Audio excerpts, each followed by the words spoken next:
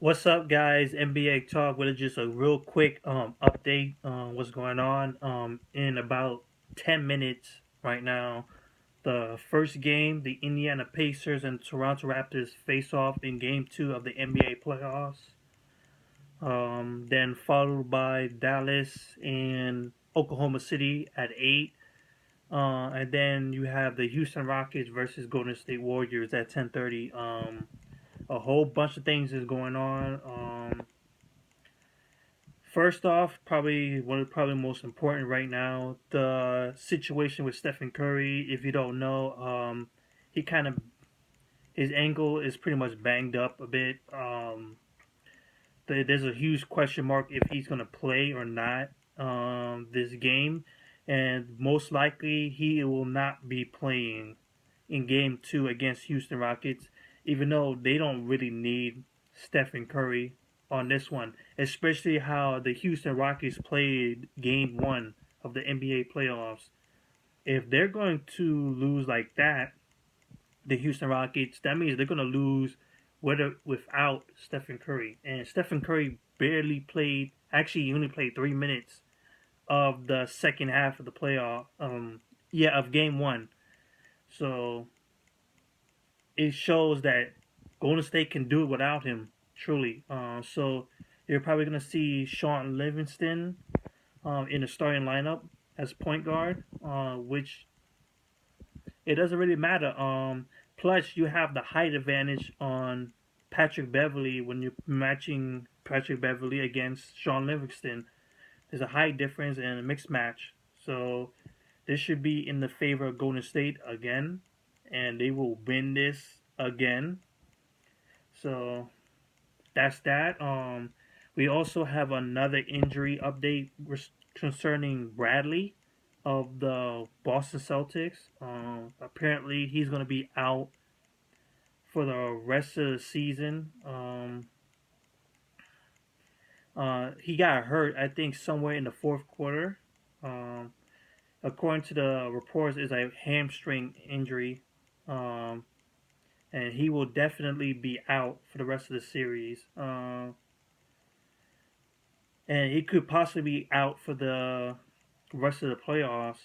And they don't have. I think they haven't ruled it out that he will be out for the complete playoffs if the Boston Celtics actually move on to the second round or so. But one thing for sure, Bradley will not be in the starting lineup or at any point in the first round of the playoffs. So they're probably going to move in someone else, maybe Evan Turner or Marcus Smart, to fill in the role, which won't be really so far off. If you have Marcus Smart, he's a good distributor. He's a good defender, very good defender for his age. Um, he could fill in some spots for Adrian Bradley. So that's it. So the Boston Celtics game versus Atlanta won't be until I believe tomorrow. So that's that. And then you have the ongoing coach situation where there's a whole pretty much a big part of the NBA stories going on right now is the search for NBA coaches, the Timberwolves being the top of the list, and of course my New York Knicks being right next to them. Um, Timberwolves are going after a couple of coaches, um, which includes Jeff Van Gundy. I think that's his name because correct me if I'm wrong because I keep getting these names wrong. Jeff Van Gundy. You have Mark Jackson, also part of their sites as well, and most importantly, the number one interest for the Timberwolves will be Tom Thibodeau, who is scheduled to meet up with the Timberwolves, or already has. I'm not sure, but one thing for sure, they will meet with each other in pretty much for a head coaching job. If I was the Timberwolves, I would go straight for Tom Thibodeau. He will be excellent working with these players.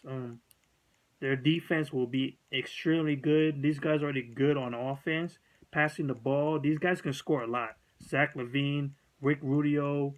Well, not necessarily Rick Rubio. He's improved better as a distributor, as a rebounder, actually, steal maker, and a couple of points better. But you have Carl Anthony Towns being the rookie of the year, in my opinion. And you have Dang in the power forward spot. And then you have Andrew Wiggins, who's improved better, very much better. So you have something to work with. Tom Thibodeau will be excellent for this team, boosting their defensive prowess. Um, and I will see them in the playoffs, definitely, if they can work under Tom Thibodeau or someone like Mark Jackson, for sure. Um, Then you have my New York Knicks. Apparently, they have their sights on Lou Walton, not a definite um, definite guy, but someone of interest.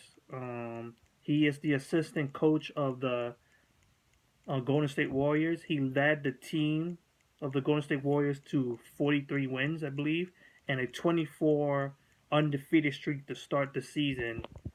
This is without Steve Kerr, who was out with an injury. I think it was a back injury, I believe. Um, I'm on the ifs on that. Maybe or maybe not. Is it if you look at the resume that Lou Walton had, what he done this season, maybe. But that's still on the ifs because you don't know if it was him or pretty much the players knowing what to do. It's really like a coin toss for him.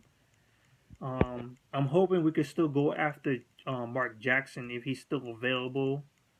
There's still a couple of players, I mean, coaches still out there to be grabbed. So hopefully we get someone good. So that's it for me. The game's about to start in a few minutes, actually 3 minutes now. So I'll check you out later. Peace out.